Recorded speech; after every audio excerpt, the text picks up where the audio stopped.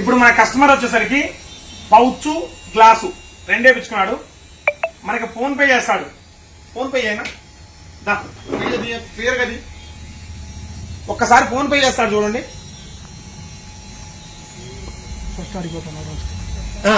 అక్కడ స్కాన్ చేస్తాడు చూడండి. ఫస్ట్ ఏ విధంగా స్కాన్ చేస్తున్నాడో ఒకసారి చెక్ చేసుకోండి. ఇక్కడ చూడండి, మెయిన్ ఫోన్ పేలో ఏం పేరు వచ్చిందో మొత్తం చూసుకున్నాడు. ఒక్కసారి చూడు, కింద పెట్టి చేశాను నీట్గా మళ్ళీ కనపడేట్టు. ఎందుకంటే మీరు చూడండి ఒకసారి, బయట ఫ్రాడ్ స్కామ్స్ ఎలా జరుగుతుంది. ఖచ్చితంగా ఇది షాపుల వాళ్ళకి మాత్రమే. ఎందుకు చూడాల్సింది ఏంటంటే, ఇప్పుడు ఫోన్ పేలో డబ్బులు కొట్టించుకుంటున్నారు. డబ్బులు కొట్టించుకోవడం వల్ల ఎలా ఫ్రాడ్ చేస్తున్నారు అనేది మీకు బయటపడడం కోసం ఈ వీడియో చేస్తున్నా. ఒకసారి దానికి కానీ ఇక్కడ ఒకటి ఫేక్ పే, ఫోన్ పే లాగానే ఉంటుంది సేమ్.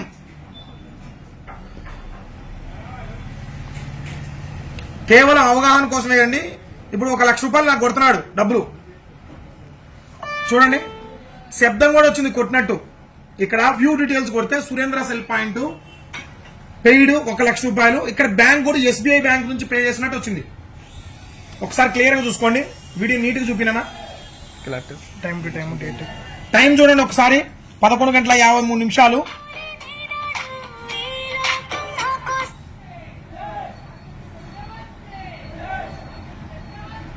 11:53. Date 26 July 2024.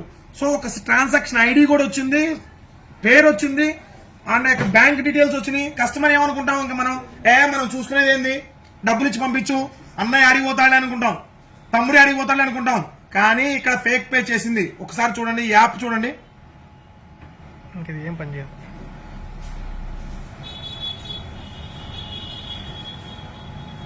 ఇది కేవలం అవగాహన కోసం మాత్రమే చేస్తుంది.